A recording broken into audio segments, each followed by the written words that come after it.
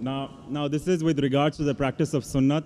I am told that it is actually emulating the practices done by Prophet Muhammad.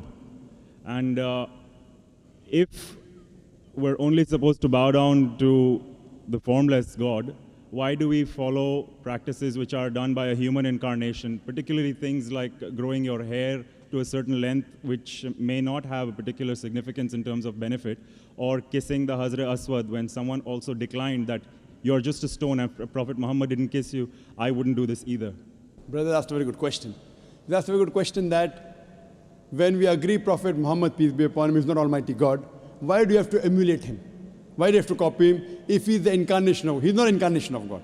So in your sentence... A human form. He's a human being. He is the best human being, but he's not God. Why do we follow?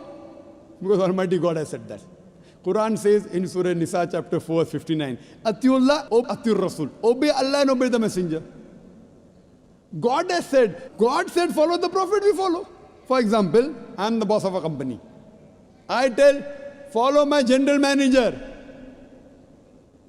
Now, you will say, why follow general manager, boss? Boss is saying so. If boss says, you have to follow. Unless the general manager goes against me, and if the trusted general manager never go against me. So similarly, the Prophet will never go against the teachings of Almighty God. It is because he is the messenger who has got the message of God for us. So when you emulate him, it gives us more blessings. But we can't worship him. We love the Prophet. We revere him. We love him. We obey him. But we don't worship him. So people who go to Dargah, Khwaja Muinuddin Chishti and all this is wrong? It's nowhere mentioned in the Quran to go to Dargah. There's no hadith saying go to Dargah. And the second part, the significance of Hazrat Aswad? Hazrat Aswad again, because the Prophet kissed it, I'm emulating. It doesn't become the fard.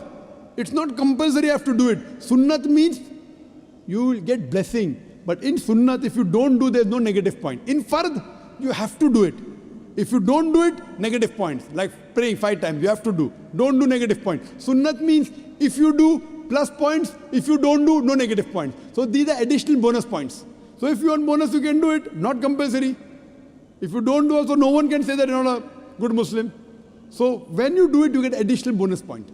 And a good Muslim tries to get more bonus point, but no one can say it's a sin. Therefore, it becomes the sunnah. So Prophet kissed it, we are kissing it. Even if you don't kiss it, yet there's no problem. Hope that answers the question. Thanks very much.